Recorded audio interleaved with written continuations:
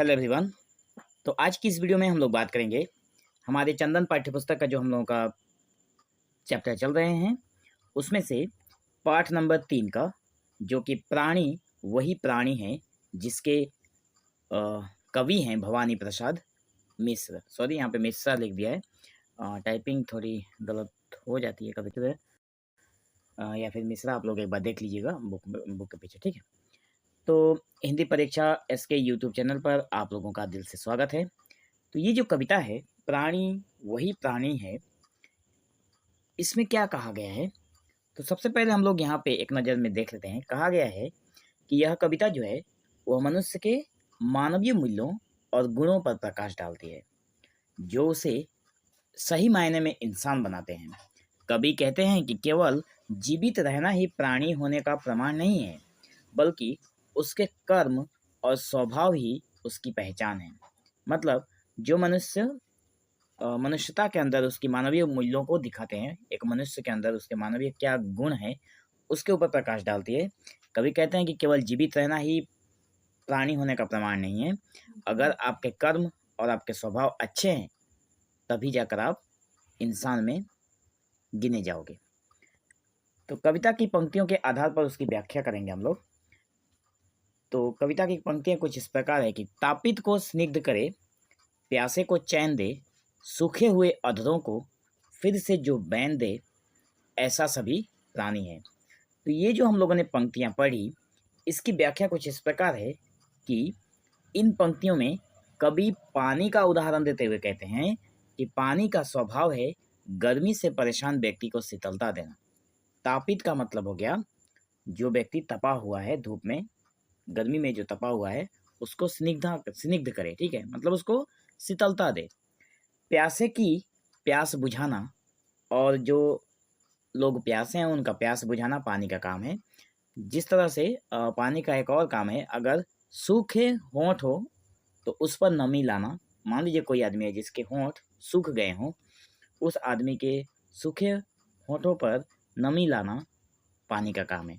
इसी तरह से एक सच्चे इंसान का स्वभाव भी दूसरों की पीड़ा को कम करना और उन्हें आराम पहुंचाना होना चाहिए। जिस तरह से पानी का काम है दूसरों को आराम देना, ठीक उसी तरह से एक सच्चे इंसान का काम है कि दूसरे पीड़ित व्यक्तियों को आराम पहुंचाना।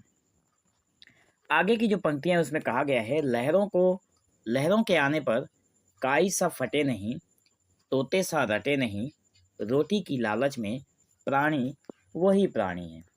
तो कवि कहते हैं कि सच्चा प्राणी वही है जो मुश्किलों के आने पर काई की तरह बिखरता नहीं।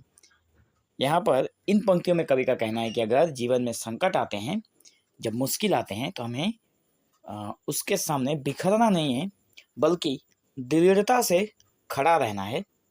वह तोते की तरह दूसरों की बातों को बिना सोचे समझे दोहराता नहीं, बल्कि अपने विवेक से काम लेता है। इसके अलावा वह केवल अपने स्वार्थ के लिए अपने सिद्धांतों से समझौता नहीं करता। यह सच्चे इंसान की पहचान है।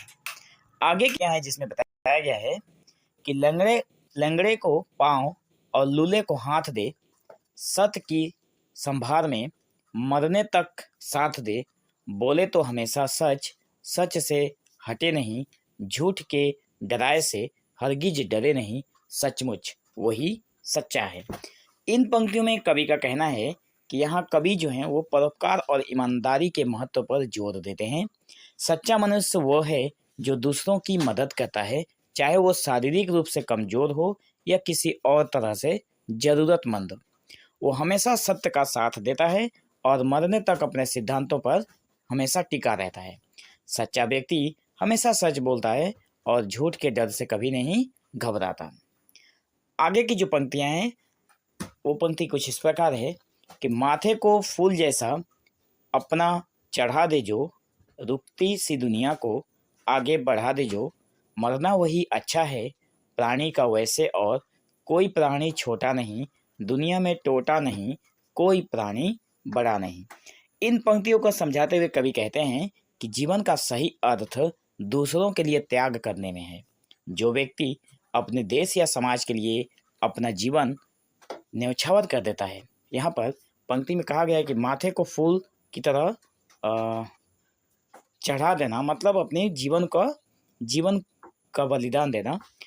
और कहा गया है कि जो व्यक्ति समाज के लिए अपना जीवन न्यौछावर कर देता है वह दुनिया को प्रगति के रास्ते पर ले जाता है, उसकी मृत्यु भी सार्थक होती है। अंतिम पंक्तियों में कवि जो है वो सभी प्राणियों को समान मानते हैं, मतलब एक जैसा मानते हैं, और कहते हैं कि इस दुनिया में किसी भी प्राणी को छोटा या बड़ा नहीं माना जाना चाहिए। हर एक का अपना महत्व है और किसी की भी कमी नहीं है। ठीक है, तो अगर हम लोग निष्कर्ष के रूप में बात करें तो कुल मिलाकर यही बोलेंगे कि यह कविता हमें सिखाती है कि सच्चा मनुष्य वही है जो निस्वार्थ भाव से दूसरों की मदद करता है, सत्य के मार्ग पर चलता है और अपने सिद्धांतों पर दृढ़ रहता है। ऐसे इंसान का जीवन ही सबसे उत्तम और सार्थक माना जाता है। तो दोस्तों, आज की वीडियो में बस इतना ही। हम लोग मिलेंगे एक नए वीडियो में जो कि इसके प्रश्न उत्तर का होगा। तो नेक्स्ट वीडियो को पाने के लिए मेक श्योर आप लोग चैनल को सब्सक्राइब करके रख लीजिए, ताकि आने वाले हर वीडियो की लेटेस्ट अपडेट आप लोगों तक जरूर पहुंचे। तो आज की वीडियो में बस इतना ही। Thank you for watching this video. Have an awesome day.